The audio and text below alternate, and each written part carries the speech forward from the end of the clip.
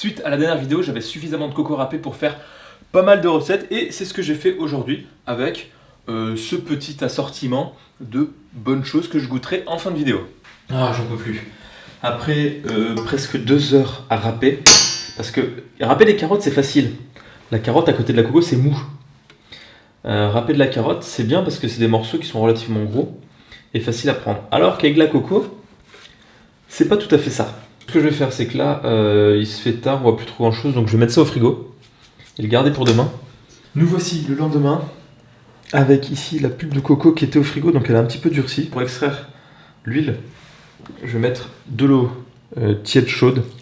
En râpant, il y a l'huile qui a dû s'extraire un petit peu. Et donc là, on va malaxer pour essayer d'extraire le maximum de choses de la pulpe. Bon, voilà. Donc là, ça va être la partie un petit peu sympa, voire sale.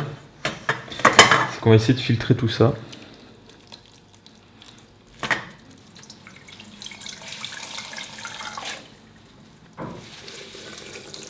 Et donc voilà, première étape. Et on va répéter ça une dizaine de fois. On obtient ces 2 bocaux quasiment pleins de lait de coco. Ça commence à décanter. Ici, je ne sais pas si on le voit trop bien. Mais ce que je vais faire, c'est que je vais rajouter l'eau de coco. Donc c'est l'eau qui est à l'intérieur de notre coco qui s'extrait directement. Parce que c'est là-dedans, normalement, que ça devrait aider à fermenter avec ça. Donc je vais rajouter un petit peu ici, un petit peu là. Voilà, on va remuer le tout. Et il n'y a plus qu'à revenir dans quelques jours en essayant de garder ça le plus au chaud possible. Voici les 2 pots après quelque chose comme un peu plus de 24 heures. Donc ce que j'ai fait, c'est que j'ai mis ces pots dans la grosse marmite au bain-marie et régulièrement, je sais pas, dès que je passais dans la cuisine, je mettais un petit coup de chaud pour rester aux environs de 25-30 degrés. Parce qu'à température ambiante, l'huile fige et elle ne peut pas vraiment se séparer bien comme il faut. Donc ici, différentes petites choses. Il y a eu de la fermentation, ici on voit des bulles. Là, c'est principalement de l'eau. Là, c'est principalement de l'huile. Et là, des choses qui ont flotté à la surface. Et donc, le but, c'est encore une fois de récupérer cette partie. À y être s'il y a des élèves de seconde qui me regardent, on a fait récemment un TP sur l'hydrodistillation pour récupérer l'huile essentielle de génol. Enfin, le génol, c'est l'huile essentielle dans les clous de girofle, justement par hydrodistillation. Et là, c'est un moyen d'obtenir de l'huile, pas forcément de l'huile essentielle, mais de l'huile par fermentation. Et donc là, encore une fois, évidemment, quelque chose sur les masses volumiques différentes, des liquides non miscibles. Et on a ces 2 phases, enfin 3 ici. Voilà. Il y aura un délai à rentrer sur cette partie de la chimie. Et les TP font partie du cours. Je dis ça, je dis rien. Après une nuit au frigo, l'huile a bien durci. Et donc là, on va essayer de récupérer tout ça. Donc voici le pain d'huile. Je vais essayer d'enlever la surface. Ça va être le moment de la peser, histoire de déterminer un petit rendement quand même. Punaise! Et 273 grammes. Donc voici l'huile que j'ai mis au bain-marie de l'eau tiède. Donc encore une fois, au bain-marie, j'allumais le feu de temps en temps. Et donc ça s'est liquéfié. Donc là, on doit être à peu près à 30-35 degrés maximum. Et il y a eu de la décantation. Donc là, il y a encore la partie solide que j'avais mal enlevée de l'huile. Et donc là, je peux récupérer ce qu'il y a au-dessus et essayer de mettre dans les petits pots. Normalement, ça devrait être à peu près... Cette huile de coco revient à 27 € du kilo, sachant que j'ai utilisé aussi les noix de coco pour faire les suspensions et j'ai aussi utilisé la pulpe pour faire des recettes. Donc ça revient encore moins cher. Dans le commerce, on la trouve entre 18 et 25 € du kilo. Et en plus, ça fait une petite idée cadeau sympa. Voilà, on pourrait mettre une petite étiquette et ça serait pas mal. Donc c'est râpé assez grossièrement. J'ai laissé sécher une journée ou 2. C'est à peu près une bonne journée. Donc il y a des morceaux qui commencent à être bien secs. Faut faire attention pour pas que ça pourrisse, mais ça va. On va commencer par réaliser du pain. Je vais essayer de faire plus ou moins la même pâte que ce que je fais d'habitude. Donc de l'eau. C'est mon levain que j'ai encore récupéré de la dernière fois qui sent... On voit les bulles, hein. Et là je prends pas du tout les doses, hein. On va mettre 2 grosses poignées. Donc là, vu que j'ai rajouté beaucoup de fibres et qu'on va perdre en élasticité, je vais mettre de la farine type 65. Donc le chiffre le plus petit possible pour qu'il y ait en gros le moins de fibres. Voilà, et là, comme pour n'importe quel pain, je vais laisser poser cette pâte pendant 1 heure. Donc là, je suis à l'étape où je rajoute le sel. Et donc maintenant, je suis tellement un pro que je le fais à l'œil. Oui, bien sûr. Quelques graines de tournesol dans le pain directement à cette étape. Donc si vous voulez voir un pétrissage de qualité, bien sûr, il y a 2 autres vidéos sur cette chaîne. Sinon, nous, on se retrouve après à l'étape de cuisson. Voici le pain au coco qui a poussé pendant 1 nuit au frigo et 1 journée à température ambiante pour qu'il se réchauffe un petit peu. Donc, il a quand même pas mal gonflé. Et donc là, il a fini de pousser. Je ne vais pas faire de seconde pousse.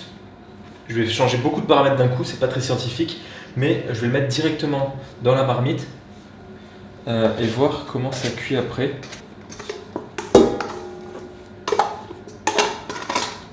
Pas mal de sésame au-dessus. C'est toujours bon. En plus, j'en ai plein.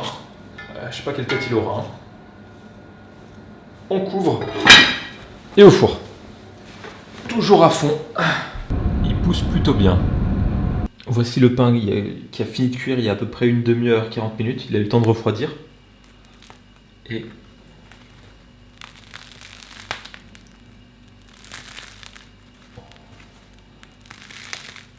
je crois que je m'en lasserai jamais.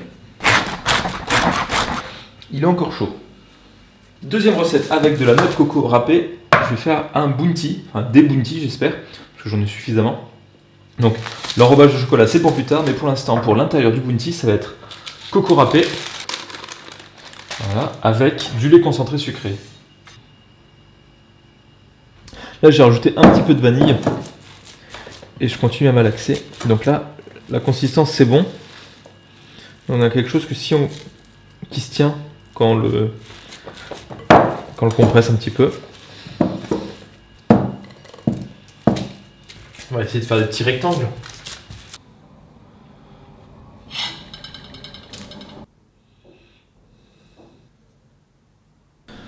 Donc pour essayer de finir ces bounties qui ressembleront pas à des jolis bounties bien réguliers, on va les retourner et mettre une dernière couche de chocolat.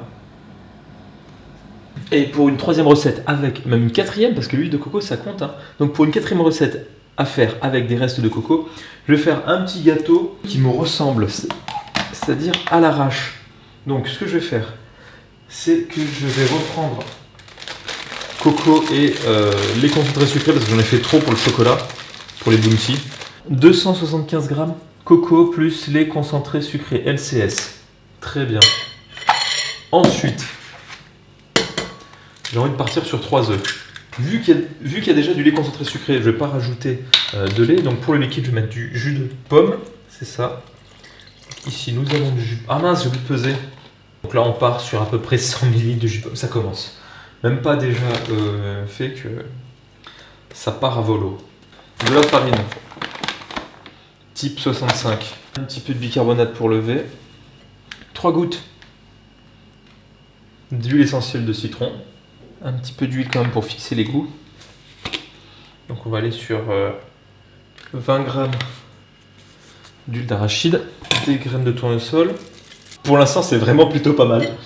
Je crois que ça va manquer 20 g de farine. Je vais mettre un trait de jus de citron pour activer le bicarbonate. Le four préchauffe à 180 degrés.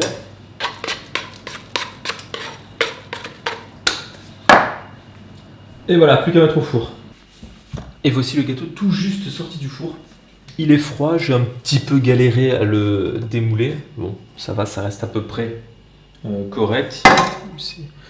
Et donc là, il y a beaucoup de coco. On va découper ça. Plein de fibres, hein. Petits morceaux de coco qui sont restés. Et donc voici tout ce qu'on peut faire avec de la noix de coco râpée. Donc de l'huile de coco, des gâteaux à la coco, des bounties. Et donc là on se rapproche d'une noix de coco que j'ai poncée dans laquelle j'ai mis un petit flacon d'huile de coco. À droite la coco en poudre qui me reste. Et à gauche le pain à la noix de coco. Ma partie préférée, parce que c'est vrai quand même que hier j'ai passé la journée à cuisiner et à préparer différentes petites choses. Donc je vais commencer par ce qui est un peu plus salé. Ce pain, on sent la coco à la fin. Et c'est marrant. J'ai ce goût un petit peu de marron, enfin de châtaigne bien cuite. Et c'est plutôt sympa. En tout cas, il a bien gonflé. Peut-être qu'il n'y a pas besoin de faire un temps de deuxième pouce. Parce que là, je l'ai mis juste après la première pouce et il a bien gonflé comme il faut. À voir, peut-être que je réessayerai comme ça parce qu'on gagne quand même pas mal de temps et de manipulation. Donc finalement, faire un pain ne prend plus que 20 minutes, plus le temps de repos. Ce gâteau que j'ai déjà goûté hier, gâteau coco et d'autres petites choses. Et cette fois, j'ai pris les ingrédients quasiment précisément, donc je mettrai dans la description. Franchement, j'adore, c'est super simple, c'est pas trop sucré. C'est plein de fibres, il y a différentes textures, il y a différents goûts. On n'est pas sur un gâteau de fête ou un gâteau que vraiment de fin de repas pour avoir la note sucrée et l'effet un peu waouh. On est sur un gâteau de dimanche après-midi quand il fait pas super beau, qu'on n'a pas envie d'aller en cours le lundi et qu'on se dit je mangerai bien un gâteau qui est pas trop compliqué à faire et devant la télé on en prend un petit bout, on le mange, c'est relativement propre parce que ça coule pas partout. Et donc ça c'est le gâteau. Franchement, c'est note un petit peu, pas de gâteau yaourt mais de gâteau relativement simple, mais avec la coco ça apporte plus de fibres, plus de texture, c'est vraiment pas mal. Enfin, parce que je ne vais pas épiloguer, ici des petites barres qui n'ont pas une tête folle. Voilà, avec juste 3 ingrédients. Si on aime le bounty, là on est sur un bounty plus sain, avec je pense bien moins de sucre, parce que là il y a du chocolat noir qui est peu sucré. Je pensais pas que c'est aussi simple. Je dois sur net, allez on va essayer. Et si on a beaucoup de coco râpé, c'est plutôt pas mal. Et autre petite chose, ce que j'ai fait avec une des noix de coco, c'est ici, je l'ai poncé plutôt bien pour avoir quelque chose d'à peu près propre. Et ça fait un petite boîte de rangement. Et dedans, ce petit flacon d'huile de coco.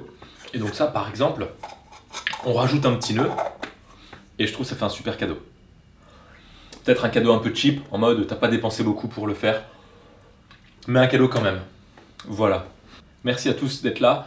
Au mois de novembre, il y aura un défi d'1 semaine. Ça c'est sûr. C'est prévu, ce sera fait. Et ce sera pour fêter les 1 an de la chaîne.